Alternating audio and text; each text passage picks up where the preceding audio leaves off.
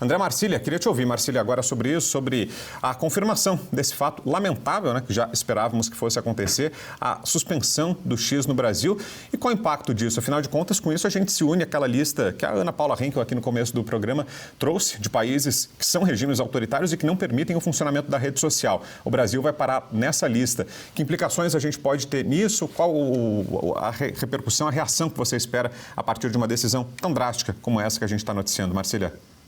É muito triste. Eu acho que a gente já estava unido a esses países. Agora a gente talvez formalize essa união, né? Eu acho que a gente passa a constar oficialmente nessa lista de países que vivem sob autoritarismo formal.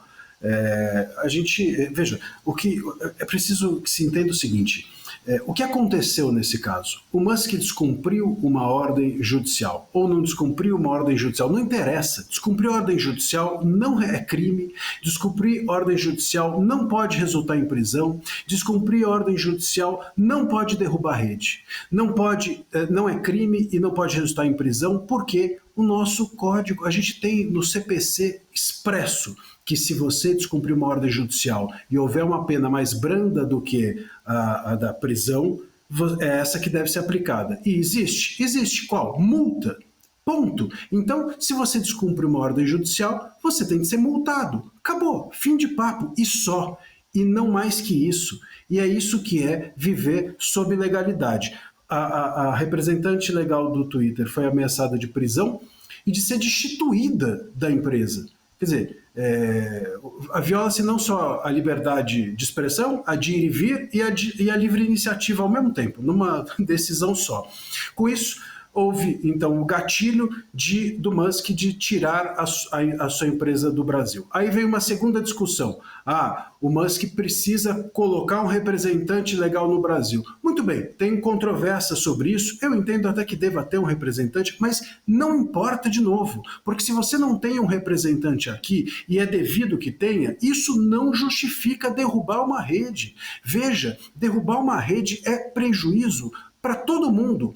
Não apenas para o Musk, o maior sacrificado somos nós, 22 milhões de pessoas censuradas. É esse o resultado da decisão do STF. 22 milhões de pessoas que trabalham nas redes sociais, que interagem nas redes sociais, advogados, jornalistas, políticos, veículos de comunicação que têm a sua audiência circulando por aí, por ali, que conseguem exercer, inclusive, o seu faturamento por publicidade, por conta da sua audiência, pessoas que se comunicam e etc, etc. Todas essas pessoas estão, a partir de agora, censuradas porque a rede cai. Bom, você precisa sempre, se você é um juiz, ter prudência. É por isso que chama jurisprudência. Você precisa dar uma decisão prudente, uma decisão proporcional. Você quer atingir o Musk? Ótimo, maravilha, ele descumpriu uma ordem, multa, ele não está no Brasil, nem tem representante, então intima legalmente e se ele não responder, multe, bloqueie recursos, sei lá, faça qualquer coisa que seja menos gravosa do que a você suspender um serviço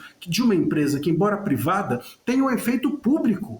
Hoje, o X, ele centraliza o debate público do país. E não só público, mas político também. Nós temos campanhas de candidatos, sobretudo candidaturas novas, que são impulsionadas hoje nas redes sociais. Essas candidaturas que não têm uma estrutura econômica ou jurídica muito grande, se não forem as redes sociais, elas serão invisibilizadas, sobretudo nas eleições municipais. Acaba se privilegiando quem? Os velhos de sempre da política, as grandes campanhas, os conhecidos candidatos. Então, é um efeito imenso contra todo mundo, não faz o menor sentido.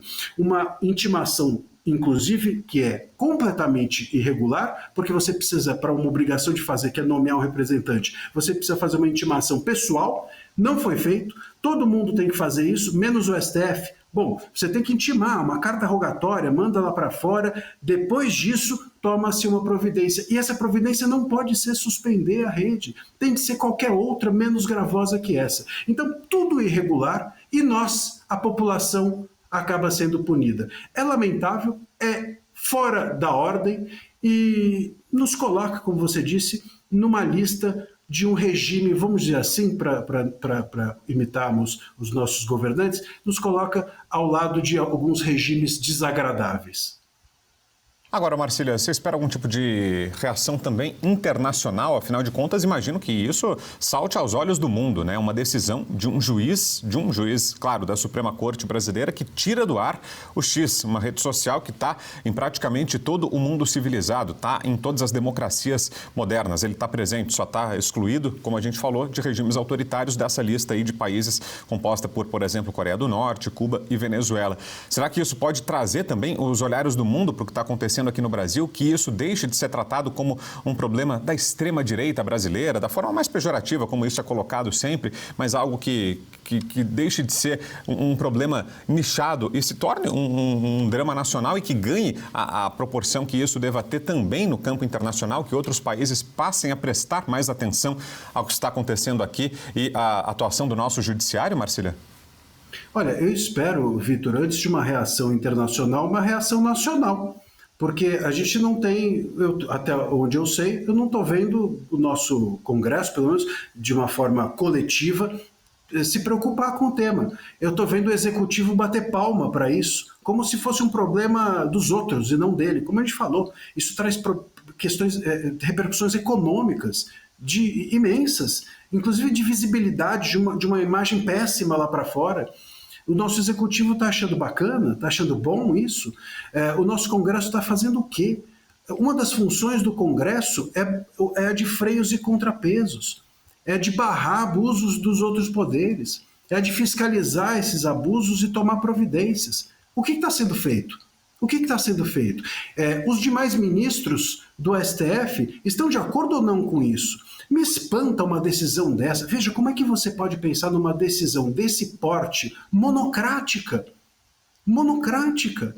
Um juiz só determina isso e acabou? Os outros ministros estão de acordo com isso ou não?